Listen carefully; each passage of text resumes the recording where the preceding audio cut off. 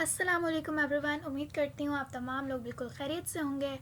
आज जो टॉपिक हमने स्टार्ट करना है that is totally about ionization. जब हम बात करते हैं आयनाइजेशन की तो इसका मतलब होता है फॉर्मेशन ऑफ आयंस, ठीक है, यानी कि पॉजिटिव और नेगेटिव आयंस जो है वो किस तरीके से डेवलप होंगे। तो before going towards the deep information about ions, it is very important for you guys to know about what actually the atom is, ठीक है। तो जब हम किसी नॉन लिविंग ऑब्जेक्ट्स की बात करते हैं तो उनका जो स्मॉलेस्ट यूनिट होता है वो हमारे पास एटम कहलाता है, जो कि आप कह लें अनडिवाइडेबल होता है, यानी आप उसको फर्दर जो है वो ब्रेक डाउन या फर्दर उसकी जो है वो डिवीजन नहीं कर सकते, उसको स्मॉल पार्टिकल्स में या स्मॉल एलिमेंट्स में जो है वो कन्वर्ट नहीं कर सकते, ठीक है। ये सबसे छोटा यूनिट होता है।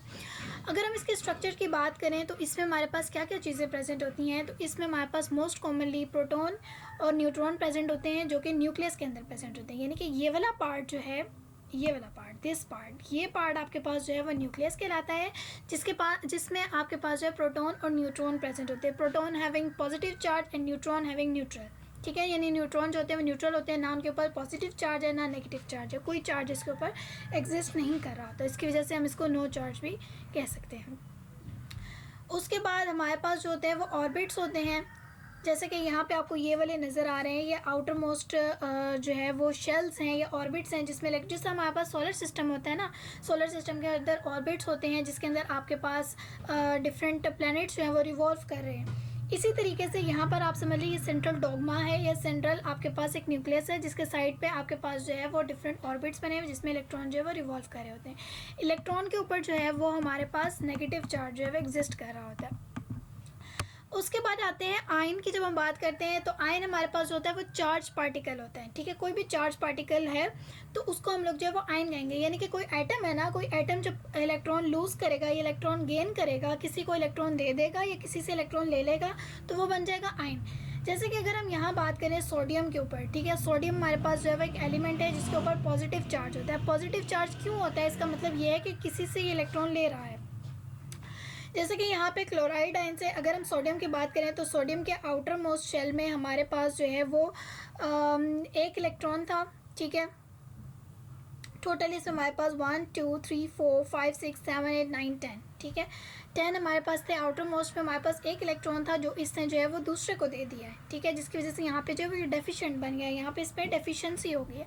जब इसको दिया तो इसने आउटर मोस्ट शेल में, बेसिकली आउटर मोस्ट शेल में इन्होंने जो है वो 8 इलेक्ट्रॉन्स जो है वो पूरे करने होते हैं। जब इन्होंने अपने पास 8 इलेक्ट्रॉन्स आउटर मोस्ट शेल में पूरे कर लिए तो इनके ऊपर नेगेटिव चार्ज आ गया, जिसकी वजह से हम कहते हैं कि क्लोराइड के ऊपर जो है वो नेगेटिव चार्ज आ गया और ये हमारे पास जो है वो एनाइन की फॉर्मेशन बन गई, यानी कि एनाइन बन गया। कैटाइन हम कहते हैं पॉजिटिव चार्ज स्पीशी को, जैसे कि सोडियम है, क्योंकि इसने इलेक्ट्रॉन जो है वो लूज़ किया और इसके ऊपर पॉजिटिव चार्ज आ गया। जब पॉजिटिव चार्ज किसी चीज़ के ऊपर आ जाता है तो उसको हम लोग जो है वो कैटाइन कहते हैं। जब किसी चीज़ के ऊपर आपके पास नेगेटिव चार्ज आ जाता है, यानी उसने कोई चीज़ जो है वो एक्सेप्ट कर ली, कोई इलेक्ट्रॉन जो है वो एक्सेप्ट कर ली, तो उसको हम लोग जो है वो एनाइन कहते हैं कि अब एनाइन की फॉर्मेशन हो गया। यहाँ पे कुछ एनर्जी रिलीज जो है या एनर्जी चेंजेस जो है वो बताई गई हैं। जैसे कि इलेक्ट्रॉन जब रिलीज़ होता है ना तो आपको एनर्जी जो है वो रिक्वायर होती है, ठीक है। यहाँ पे ये जिस तरह यहाँ पे आयनाइजेशन एनर्जी इसको हम कहते हैं कि जब कोई आपके पास एटम है या कोई एलिमेंट है वो अपना इलेक्ट्रॉन जो है वो लूज़ कर रहा है, जब इलेक्ट्रॉन लूज़ कर रहा है तो एनर्जी जो है वो रिलीज़ हो रही है। जब इलेक्ट्रॉन गेन कर रहा है, जैसे कि मैंने बात की थी अभी पीछे, हमने सोडियम और क्लोराइड का देखा था। लेट सपोज ये हमारे पास सोडियम है, यहाँ पे पॉजिटिव चार्ज डेवलप हो गया क्योंकि इसने इलेक्ट्रॉन को क्या कर दिया, लूज़ कर दिया। अब यहाँ पे जब इसने इलेक्ट्रॉन को गेन किया तो यहाँ पे हमारे पास नेगेटिव चार्ज डेवलप होगा। इसका मतलब है यहाँ पे एनर्जी जो है वो रिक्वायर होगी और इसको एनर्जी अपने पास से जनरेट करनी पड़ेगी, ठीक है। यहाँ पे एनर्जी जो है वो रिलीज़ हो रही थी, यहाँ पे क्या होगी, एक्सेप्ट करेगा। हो सकता है कि यही वाली एनर्जी हो जो यहाँ से रिलीज़ हुई है वो दूसरे वाले आइटम में हमारे पास जो है वो चली जाए।